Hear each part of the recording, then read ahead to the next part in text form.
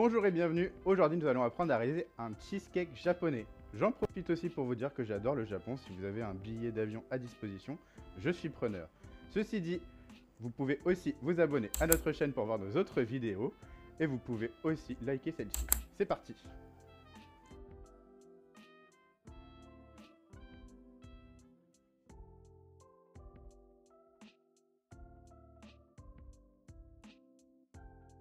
Pour ce cheesecake japonais, il va nous falloir du coup une cuisson assez lente et assez basse. Donc ce que je vais faire, c'est que je vais faire une cuisson bain-marie. Donc j'ai pris une plaque à rebord, je vais verser de l'eau dedans. Je fais ça bien. Hop. Et là, mon four est en train de préchauffer à 120 degrés. Donc hop, quand j'ai versé l'eau dedans, je vais pouvoir donc déplacer ma plaque délicatement jusqu'au four. Si vous êtes un peu maladroit, ce que je vous conseille, c'est de mettre la plaque dans le four et de la remplir là-bas. Pour décercler facilement du coup mon moule, je l'ai bien graissé évidemment sur les côtés et j'ai aussi mis un petit papier cuisson au fond du moule.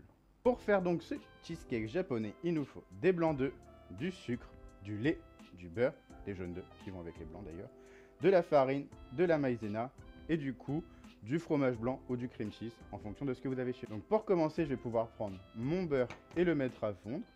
Donc je mets une puissance moyenne, hein, j'ai pas une grosse quantité non plus, ça sert à rien de le porter à ébullition trop longtemps. Je vais prendre ma cuve avec mes blancs d'œufs, je vais mettre ça sur le batteur et je vais mettre ça à monter, pareil, tranquillement.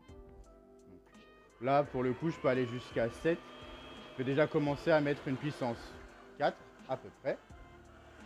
Et là, du coup, je vais pouvoir attendre que mon beurre soit fondu. Le beurre est fondu, je vais pouvoir donc le verser donc, sur mon cream cheese ou fromage blanc. Hop. Voilà. Je mélange ça.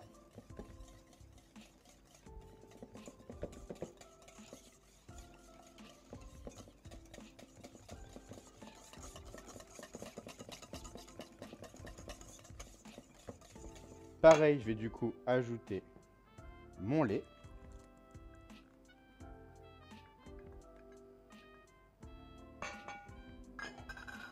Je mélange à nouveau. Donc là, on va commencer à avoir quelque chose de vraiment liquide, hein, c'est normal. C'est pour cela qu'on va venir ajouter du coup la farine et la fécule. Et on mélange.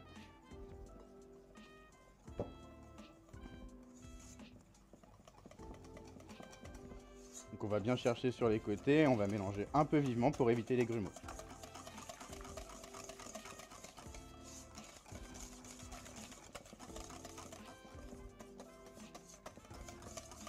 On va également ajouter nos jaunes d'œufs.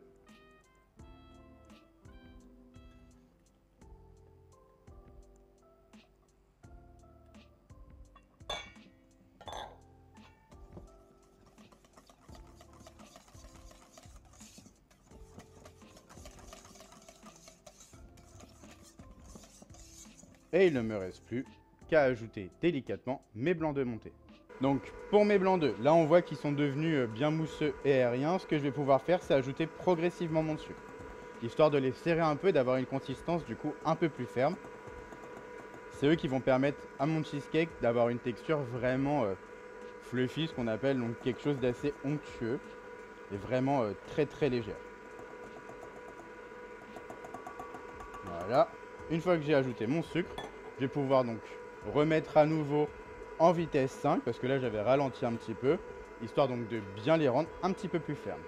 Donc là, la texture me convient. Je vais vous montrer. J'ai quelque chose donc de foisonné, de souple, mais qui se tient. Donc là, c'est parfait, je peux arrêter et je vais continuer mon mélange du coup à la main. Il est donc l'heure de mélanger les deux masses. Pour ça, je vais prendre environ un petit tiers là de mes blancs d'œufs. Je vais essayer d'être délicat mais quand même efficace. Donc là, pour le coup, si je fais retomber un peu mes blancs, c'est normal.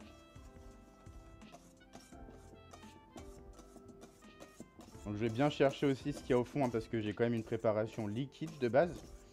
Donc si je vais pas racler ce qu'il y a au fond, bah, je vais jamais avoir un mélange bien homogène.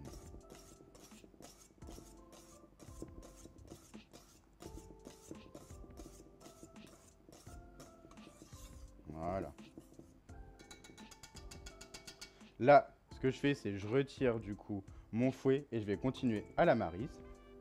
Alors, si vous n'êtes pas à l'aise ou que votre récipient ici est trop petit, ce qu'on peut faire, c'est continuer dans la cuve qui elle est plus grande. Moi, je préfère là-dedans, mais c'est un choix qui sera peut-être pas le plus futé, mais que je vais faire quand même. Et donc, je vais ajouter le reste de mes blancs d'œufs. Donc, on essaie toujours d'être délicat hein, quand on les manipule. Si je passe trop longtemps ou que je fais trop de manipulation pour les cornets, bah en fait, je vais venir déjà enlever tout leur côté aérien, je vais les faire retomber. Or, c'est vraiment ça qui va apporter une belle texture à ce gâteau. Hop. Et là, donc, mélange délicat. Comme on fait généralement pour les biscuits type dacquoise, biscuits cuir, etc. C'est-à-dire, avec la maryse, je viens bien chercher ce qu'il y a au fond, sur les côtés, et je ramène au centre.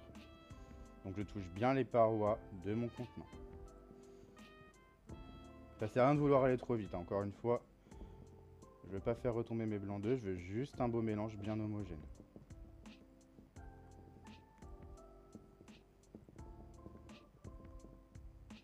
On voit que ça se fait progressivement. Hein. Là, je suis quasiment bon, je vois juste quelques petits stries de blanc d'œuf mal incorporés. Je vais aller chercher un peu ce qui éventuellement peut rester sur les côtés. On voit que j'ai vraiment quelque chose de mousseux, mais encore une fois, qui a une certaine tenue. C'est pas devenu liquide. Donc là, je vais pouvoir verser tout ça dans mon moule. Donc, je récupère mon moule. Je rappelle, il est graissé sur les côtés et il y a un papier cuisson du coup au fond. Si vraiment vous n'êtes pas sûr avec votre moule, n'hésitez pas à chemiser avec une bande de papier cuisson sur les côtés aussi, c'est possible. Et donc là, j'ai juste à verser à l'intérieur.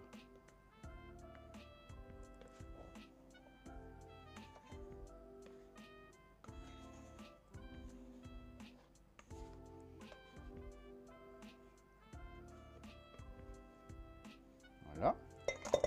Ce que je vais faire, c'est que je vais venir le taper un petit peu pour le lisser. Et là, ça va pouvoir partir au four.